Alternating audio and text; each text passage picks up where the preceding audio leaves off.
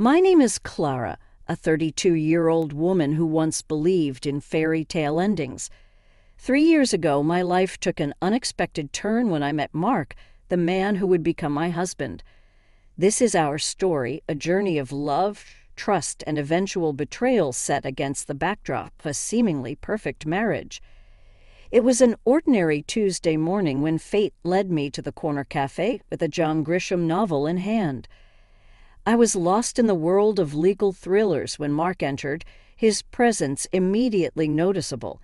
He had an air of confidence, yet there was a warmth in his smile that felt inviting. "Hey, is that Grisham's latest?" he asked, nodding towards my book. His voice was friendly, tinged with genuine curiosity. "Yeah, just started it. He's always a good read," I responded, pleasantly surprised by the ease of our conversation. We delved into a discussion about our favorite authors, our conversation flowing effortlessly. Mark had a way of making me laugh, his humor both witty and endearing. As hours passed, it felt like we were old friends catching up, rather than two strangers who had just met. In the weeks that followed, Mark and I grew closer. Our shared interests in music, particularly old jazz, and a mutual love for exploring hidden bookstores around the city cemented our bond. He was charming, respectful, and attentive. I found myself eagerly anticipating our dates, each encounter leaving me more enchanted.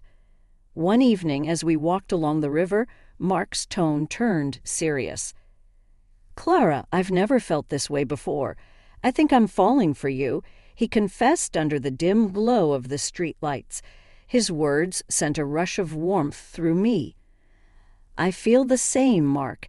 You're unlike anyone I've ever met," I admitted, my heart racing with excitement and a hint of fear. 6 months flew by, and our relationship only grew stronger. It was during a cozy dinner at my apartment when Mark proposed. The moment was simple yet profoundly sincere. There was no hesitation in my eyes. I loved him, and I believed in our future together. The joy of our engagement, however, was soon met with apprehension as the time came to meet Mark's parents. His mother, Linda, was a stern woman with piercing eyes that seemed to judge my every move. His father was more amiable, but there was an undeniable seriousness to him, especially regarding the institution of marriage. During a formal dinner at their house, Mark's father brought up the subject of a prenuptial agreement. "It's just practical," he stated matter-of-factly. The request caught me off guard, but given my past experience with a cheating ex-boyfriend, I understood the necessity. "I agree, but I have a condition," I said, steadying my voice. "If either of us cheats, the cheater owes the other $100,000. Mark's expression was a mix of surprise and respect. "I promise, Clara, I'd never cheat on you," he said earnestly. I wanted to believe him, to trust that this time my heart was safe. Our wedding was a beautiful affair, filled with laughter, dancing, and promises of forever. The first year of our marriage felt like living in a dream. We traveled to romantic destinations, enjoyed quiet evenings at home, and supported each other's ambitions. Mark was not just my husband, he was my best friend, my confidant. After the whirlwind of our wedding, Mark and I settled into married life with an ease that surprised even me. Our first year was like living in a bubble of happiness, untouched by the outside world. Our honeymoon in Paris was a dream. Strolling along the Seine, we were just two lovebirds lost in a city of love. "Can you believe we're here?" I asked Mark one evening as we watched the Eiffel Tower light up.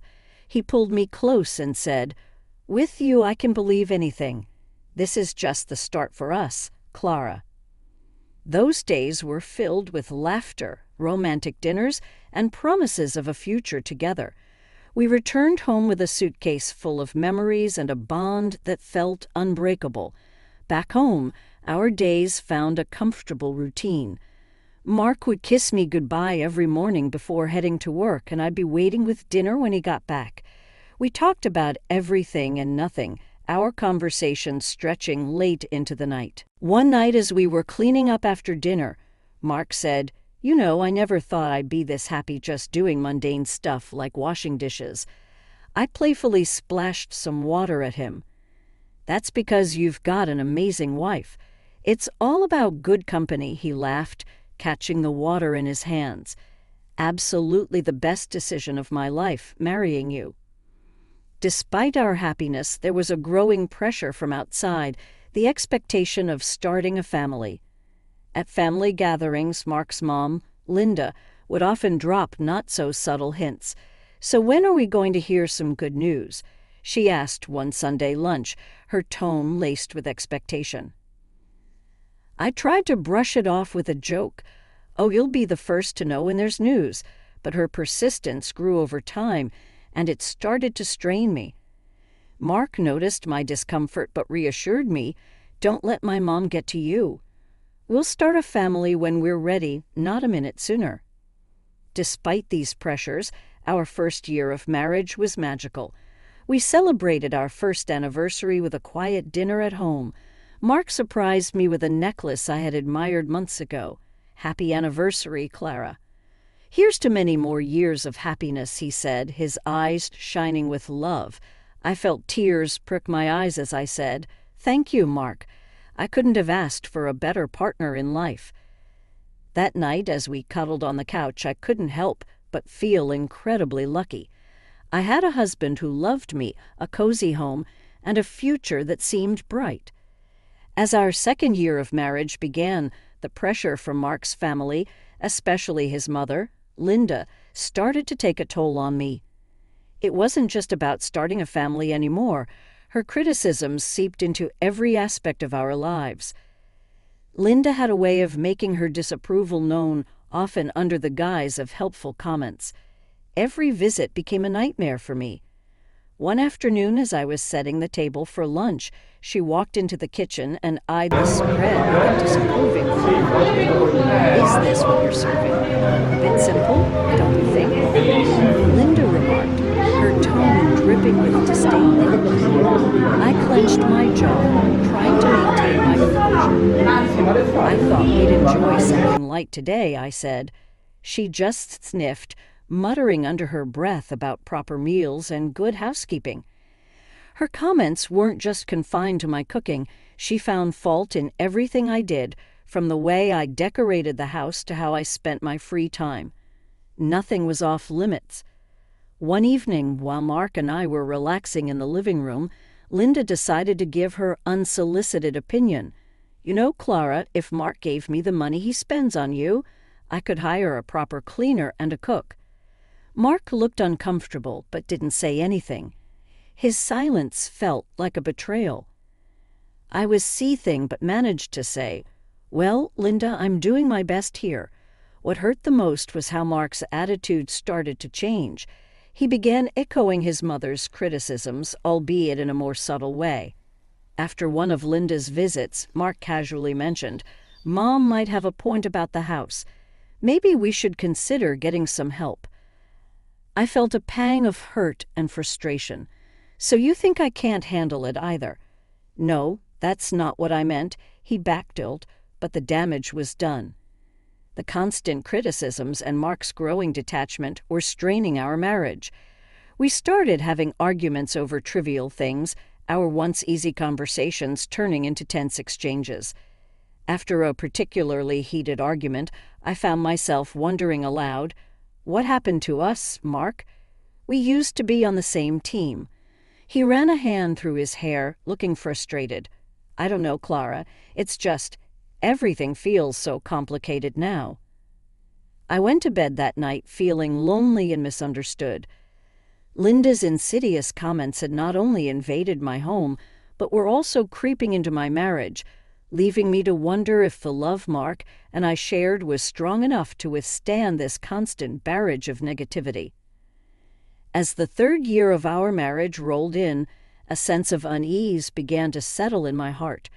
The once bright flame of our love seemed to flicker under the shadow of doubt and mistrust. It started with a phone call, or rather several of them.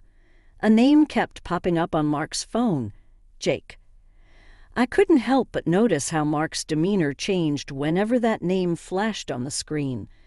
One evening while we were watching TV, his phone rang again. Jake. The screen flashed. Mark quickly silenced it and put the phone away, but not before I saw the nervous glance he threw my way. "Who's Jake?" I asked, trying to sound casual, but my heart was pounding. "Oh, just a new guy at work, no one important," Mark replied, but his voice was too nonchalant, his answer too rehearsed. Mark's behavior began to change. He started coming home late from work, his excuses flimsy and inconsistent. His wardrobe underwent a transformation too, from casual to sharply tailored suits. Working late again, I questioned one night as he prepared to leave, noticing his dressed-up appearance. "Yeah, big project," he said without meeting my eyes. "Don't wait up." One day, my frustration boiled over as Mark was about to leave for another late night at work. "This isn't like you, Mark. What's really going on?" I demanded, my voice trembling with a mixture of anger and fear.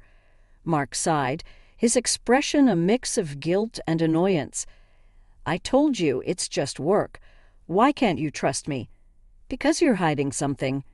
You're never here, and when you are, it's like you're a million miles away," I shot back, my eyes stinging with tears. Mark didn't respond. He just grabbed his coat and left, leaving me standing there, feeling more alone than ever. That night, lying in our empty bed, I made a decision. I couldn't live in this limbo of doubt and suspicion. I needed to know the truth, whatever it was. The next morning, I called a private detective. It felt like a betrayal, but the constant worry and uncertainty were eating me alive. I needed answers, and I was determined to get them, no matter what they revealed about the man I thought I knew. The days after contacting the private detective were a haze of anxiety and anticipation. I felt like I was walking on a tightrope, trying to maintain a semblance of normalcy while my world was quietly crumbling around me. Then the call came, and with it, the shattering of my last hope. "Mrs. Johnson, we have conclusive evidence." "I'm afraid your suspicions were correct." The detective's voice was solemn, heavy with the weight of the news he was delivering. He explained that Mark had been having an affair. The mysterious Jake on his phone was actually a woman. My heart sank as he detailed their meetings, providing timestamps and photos. It was irrefutable. I sat there, phone in hand, feeling a mix of devastation and vindication. My worst fears weren't just fears anymore. They were cold, hard facts. Despite the pain, I decided not to confront Mark immediately. I needed more than just the evidence of his infidelity. I needed to understand the full extent of his deceit. One evening, as I was passing by his home office, I overheard a conversation that chilled me to the bone. Mark was talking to his mother, Linda. "Mom, I'm planning to end it with Clara after your birthday." Mark's voice was cold, devoid of any affection he once had for me. "Oh, that's wise, dear. Make sure she gets me a nice 65th birthday present before you drop the bomb," Linda replied, her voice laced with a callousness that took my breath away. I leaned against the wall, feeling nauseous. Not only was my husband unfaithful, but he and his mother were plotting against me, waiting to use me for one last expensive gift before discarding me. Fueled by a mixture of anger and resolve, I decided to play along. I continued as if nothing was wrong while secretly gathering more evidence of Mark's infidelity. The detective provided me with everything: photos, videos, and even audio recordings. I was building my case, preparing for the moment I would strike back. As I lay in bed each night next to the man who had betrayed me, a plan began to form in my mind. I would wait until after Linda's birthday. I would give them the illusion of victory, let them think they had outsmarted me, but when they least expected it, I would reveal everything and turn the tables.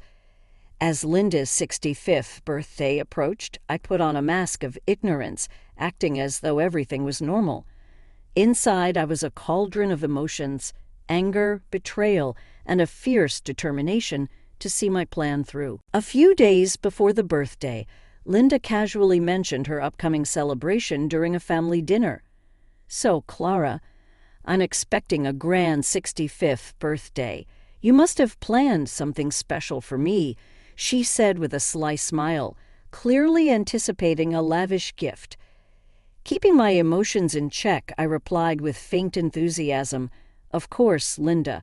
I've arranged a dinner at the city's most luxurious restaurant. It'll be a night to remember."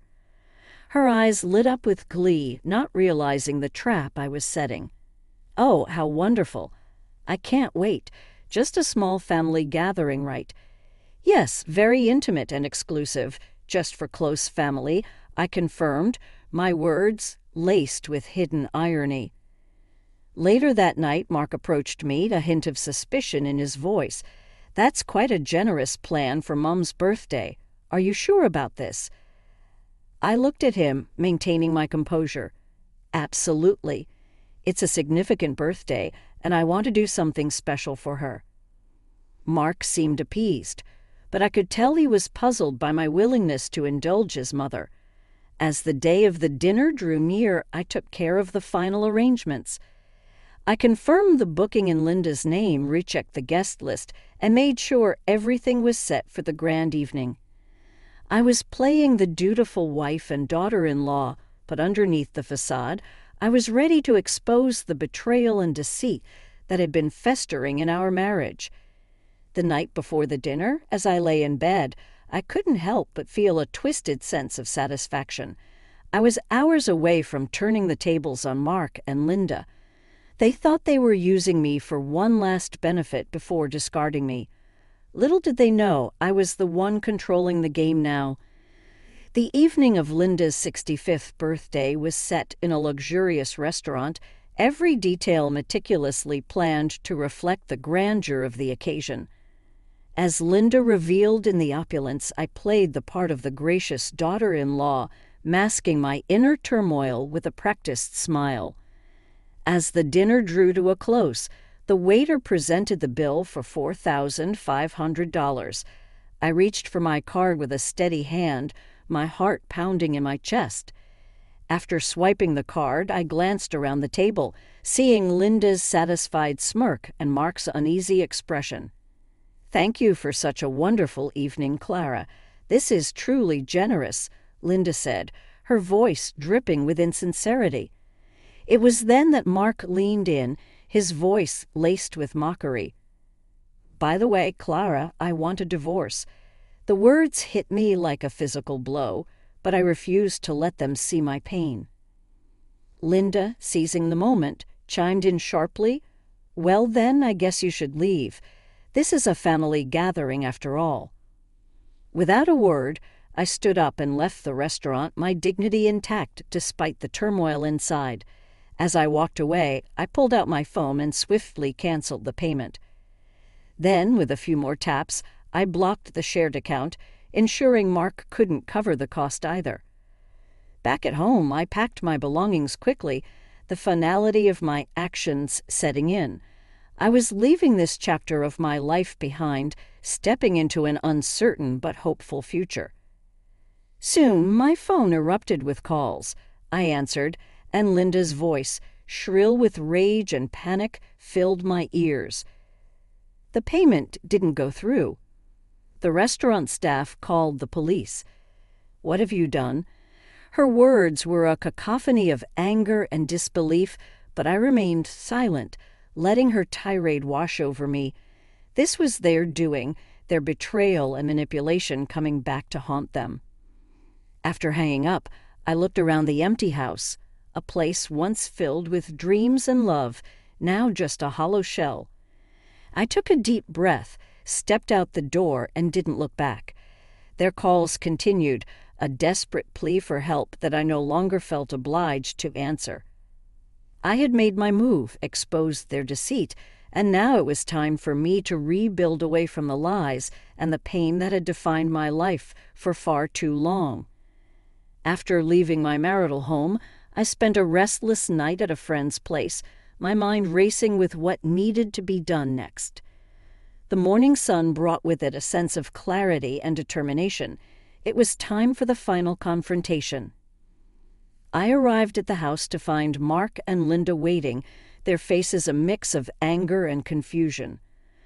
Clutching the divorce papers and the evidence of Mark's infidelity, I steeled myself for the battle ahead. Linda was the first to break the silence, her voice dripping with scorn. "So you've come crawling back after embarrassing us like that?" I met her gaze, unflinching. "I'm not here to crawl. I'm here for a divorce." Mark, who announced our divorce a day ago, suddenly tried to win everything back. "Clara, can't we talk about this? It was a mistake." I cut him off, holding up the evidence. "Save it, Mark. Your mistake was ongoing and well documented." Linda scoffed, trying to regain control. "You think you can just walk away and leave us with nothing? You're nothing without us." I laid the divorce papers on the table. "Actually, it's you who will be leaving me with something. According to our prenup, Mark owes me $100,000 for his infidelity." Mark's face went pale, and Linda's eyes widened in shock as they scrambled to respond. I felt a weight lifting off my shoulders. This was it, the end of the lies, the deceit, and the pain. "You can try to fight this, but the evidence is clear. I suggest you pay up and move on," I said, my voice steady. Mark looked defeated, and Linda was speechless, her usual bravado gone. With no further words, I turned and walked out of the house, the door closing behind me with a finality that felt like freedom. The calls and pleas that followed fell on deaf ears. I had closed that chapter of my life for good. In the end, they paid. Mark had to borrow from his parents, but I didn't care where the money came from. It was a small compensation for the betrayal, but more importantly, it was closure. As I sat in a lawyer's office, signing the last of the papers, I felt a sense of peace. The journey had been painful, full of betrayal and heartache, but I had come out stronger, more resilient. I walked out into the sunlight, a free woman ready to start anew. The future was uncertain, but it was mine to shape. After all the darkness, I finally felt